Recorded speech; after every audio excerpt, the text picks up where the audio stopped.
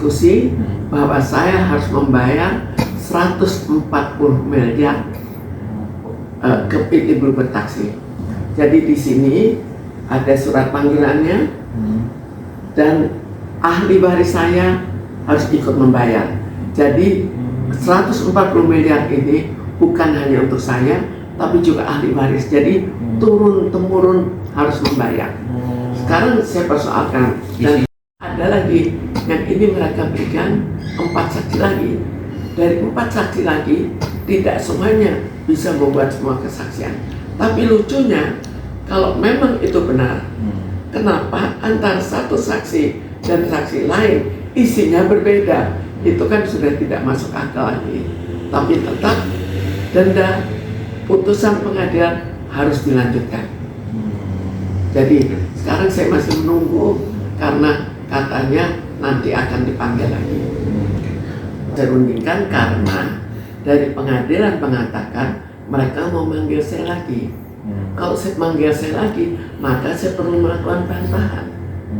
Walaupun bantahan kabarnya belum tentu bisa diterima, cuma tetap akan saya lakukan menunggu panggilan mereka dulu kan. Suami dari Nikita Willy ini menjadi satu kesatuan. Jadi sebetulnya ini PT Bluebird Taksi, Nikita Willy punya saham di situ. Malah saham saya hilang yang saya laporkan ke Mabes Polri. Itu hilangnya juga lucu, tapi pernah saya utarakan.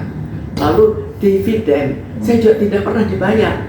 Jadi selama 54 tahun di Bluebird, di Bluebird, saya betul-betul tidak menikmati apa-apa dan hanya bahkan harus menyumbang tenaga, harus pakai kendaraan sendiri untuk pergi ke office. Jadi sebetulnya toleransi saya terlalu banyak, tapi malah disalahgunakan. Tapi saya anggap penyalahgunaan terhadap diri saya itu merupakan mungkin penyalahgunaan terakhir, karena sebelumnya ada 4 pendiri, 4 pengusaha yang sama-sama mendirikan PT Bluebird Taksi. Itu satu persatu akhirnya tersingkir.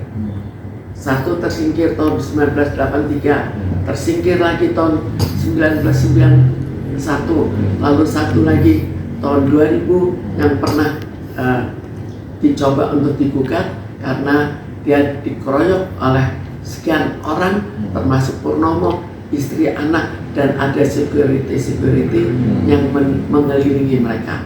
Sampai akhirnya ya terjadi cedera pada istri dari pemegang saham yang pada saat itu berusia 74 tahun dan anaknya.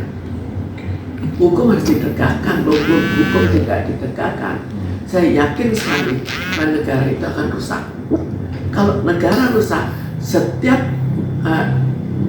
masyarakat otomatis akan ikut terbawa. Mungkin saya terbawa, ya saya jual habis-habisan. Yang kecil juga terbawa untuk PHK. Kemudian kita lihat sekarang masalah masalah tanah-tanah juga yang sudah begitu rumit. Jadi jelas tidak ada jalan lain daripada hukum harus ditegakkan atau negara hancur.